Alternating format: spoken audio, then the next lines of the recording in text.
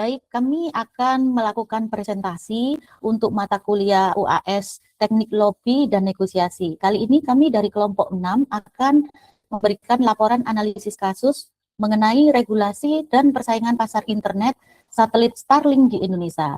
Studi teknik lobby dan negosiasi ini menyeimbangkan equal playing field dan kedaulatan digital nasional. Dari kelompok 6 ada Kak Ardian Purwana, ada Kak Dita Agustin, kemudian saya sendiri Julia Siskarianingsi, ada Kak Nela Tarulimai, ada Kak Nur Aprilianingsi, dan Kak Erza Saputra. Untuk poin selanjutnya ada lanskap konektivitas digital, di mana kita akan menyoroti dan kesenjangan geografis. Kemudian untuk slide selanjutnya, tren penetrasi internet Indonesia dari tahun 2018 sampai 2025.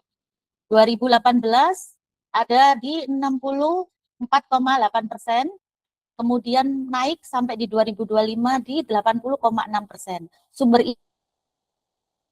dan Bootstar penetrasi mencapai rekor baru yaitu di 80,66% pada tahun 2026. Untuk presentasi slide selanjutnya bisa dilanjutkan oleh Kak Dita Agustin. Silahkan, Kak. Disrupsi Starlink LEO kehadiran SpaceX melalui satelit Low Earth Orbit atau LEO mengubah paradigma konektivitas Indonesia. Fokus awal wilayah 3T dan Ibu Kota Nusantara atau IKN. Pergeseran strategis, izin retail penuh direct to customer. Ancaman lokal, potensi predatory pricing terhadap 1000 plus ISP lokal di bawah naungan APJII. Aktor utama dan kepentingan strategis, PT Starlink Service, ekspansi pasar retail global, minimalisasi biaya, infrastruktur darat, dan utilisasi satelit LEO secara maksimal. APJII dan ISP lokal, proteksi investasi infrastruktur kabel, serat optik, dan menuntut equal playing field bagi pemain asing. Kemenkominfo RI, akselerasi transformasi digital nasional sekaligus menjaga stabilitas ekonomi industri telekomunikasi dalam negeri. Selanjutnya akan dilanjutkan oleh rekan saya, Kak Nur. Dipersilahkan. Baik, perbandingan performa dan biaya pada tahun 2024, median kecepatan unduh Mbps, sedang untuk Starlink itu ada di titik 110 Mbps, sedangkan ISP lokal atau mobile terdapat di titik 25 Mbps. Untuk analisis biaya langganannya, untuk Starlink di harga 750 per bulan atau regional dengan tambahan hardware dengan biaya Rp4.680.000.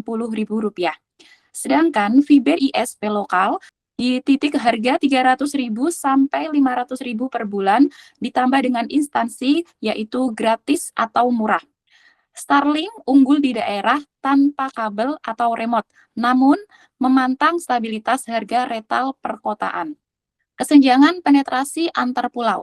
Di sini di Pulau Jawa memiliki Starlink yang cukup banyak yaitu 84,69% penetrasi, sedangkan di Pulau Maluku dan Papua yaitu 69,26% penetrasi. Teknologi satelit Starlink diposisikan untuk menutup 15,4% GPA. Penetrasi di wilayah timur yang sulit dijangkau kabel serat optik. Dinamika lobby dan diplomasi. Dinamika lobby dan diplomasi ada 3, yaitu teknik defensif versus diplomasi dan corporate global. Untuk slide berikutnya akan dilanjutkan oleh rekan saya. Silahkan. Baik, di sini ada lobby ofensif, yaitu diplomasi Elon Musk. Top-down lobbying, Starlink menggunakan pendekatan langsung ke tingkat tertinggi pemerintahan, yang mana mencakup Presiden dan Menkominfo, dengan narasi solusi instan transformasi digital nasional, dengan value prop konektivitas IKN, dan pemerataan 3T tanpa investasi fisik bertahun-tahun, dengan hasil akselerasi izin uji layak, operasi ataupun ULO, dan hak labu. Dan di sini ada 4 tuntutan utama, APJII, di mana ada lobby defensif, pembekuan retail dengan membatasi Starlink hanya pada segmen B2B, backhaul, bukan langsung ke masyarakat, dengan keadilan pajak yang mana berisi kewajiban perpajakan dan PPN yang setara dengan ISP lokal yang beroperasi secara fisik. Infrastruktur NOC wajib membangun network operation center di Indonesia untuk kedaulatan data. Kemudian ada regulasi charger membayar biaya hak pengguna ataupun BHP dengan frekuensi yang sama dengan operator seluler. Selanjutnya ada evolusi proses negosiasi tripartite, konsolidasi APJII dan audit dokumen Kominfo. Terus ada pembukaan uji coba resmi di IKN dan pengajuan posisi di publik. Bargaining, Starlink setuju membayar biaya spektrum dan NOC lokal. Yang keempat, ada closing, Starlink resmi menjadi anggota APJII dan kolaborasi B2B. Selanjutnya, kepatuhan regulasi dan komitmen fiskal, estimasi pembayaran biaya hak penggunaan BHP, izin stasiun radio total 23 miliar per tahun. Pemerintah menegaskan tidak ada karpet merah. Starlink wajib mematuhi PP nomor 43 tahun 2023 tentang penerimaan negara bukan pajak di lingkungan Kominfo. Selanjutnya, analisis Batna dan Zopa. Kemenkominfo tetap izinkan Starlink meski diboikot ISP lokal demi 3T. Kepentingan utama di Zopa yaitu Starlink bayar PNBP dan bangun infrastruktur lokal. Untuk pihak Starlink, Batna alihkan fokus retail ke negara Asia Tenggara lain seperti Vietnam dan Filipina. Untuk kepentingan utama di Zopa adalah mendapatkan izin retail dengan kompromi biaya regulasi. Lalu pada pihak ABJI, gugatan PT UN dan instruksi boikot setoran dana ISO. Lalu kepentingan utama di Zopa yaitu kemitraan skema reseller dan perlindungan harga. Next.